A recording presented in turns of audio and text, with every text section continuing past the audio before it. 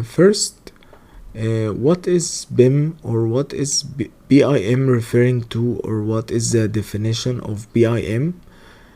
Simply, BIM is referring to the term Building Information Modeling, and it can be defined as a collaborative coordinated process that is used through the building life cycle for creating a 3D model with reliable information attached to it, or models with reliable information attached to them. See, we say a building life cycle. I will explain the next slide what we mean by a building life cycle, not just the construction, not just the design stage.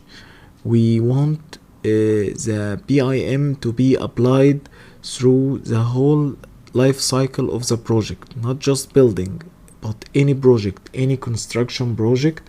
When you can operate it and apply the maintenance, a facility management for the project, BIM will be involved. BIM is used for creating a digital design and digital construction data. As we said, not just the design phase, or not just the design stage, but also the construction and operation, as we will see later in this course. BIM is used for the delivering, or it helps us to deliver the project much more faster than using the traditional 2D AutoCAD drawings or the 2D CAD mindset as we have seen before in the AEC industry. It will help us achieve a more economical and with a low environmental impact project, because it involves all the aspects of the project, the economical or the budget management of the project, and the environmental impacts of the project that affects the environment. I've mentioned before the term building life cycle. So what is really we mean by a building life cycle? It starts with the planning, as we see on top here in this graph. It starts from planning the project. We want to make construction project, structural bridge, for example.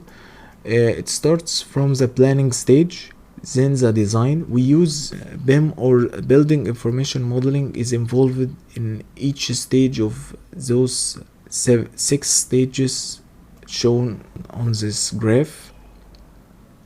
First we start with the planning, then comes the design stage. We might apply a few revisions during the design and apply some modifications on the 3D models created. Then comes the construction. We will make detailed construction drawings and fabrication drawings using BIM or the specific software, maybe Revit, maybe Tekla Structures, maybe ArchiCAD or whatever.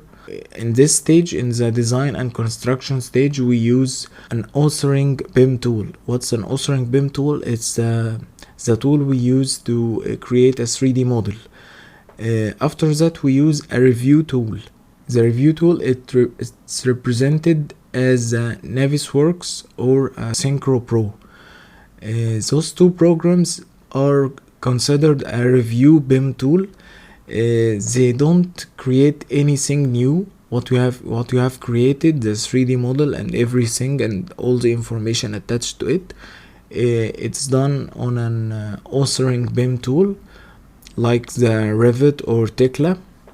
What we do next is using a review BIM tool to make the coordination process and the clash detection and so on. After that, we will go to the operation phase of the project. We use other programs for that won't be covered in this course. After the operation, we might want to do a renovation work for the project and some maintenance, and replace a few equipments that have finished their lifetime expectancy.